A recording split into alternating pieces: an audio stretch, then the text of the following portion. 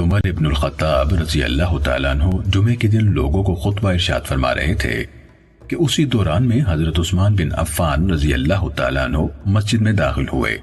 حضرت عمر رضی اللہ تعالیٰ عنہ نے ان پر تعریض کی یعنی اعتراض کیا اور کہا، لوگوں کو کیا ہوا کہ اذان کے بعد دیر لگاتے ہیں؟ حضرت عثمان رضی اللہ تعالیٰ عنہ نے کہا، اے امیر المومنین، میں نے اذان سننے پر اس سے زیادہ کچھ نہیں کیا کہ وضو کیا ہے اور حاضر ہو گیا ہوں۔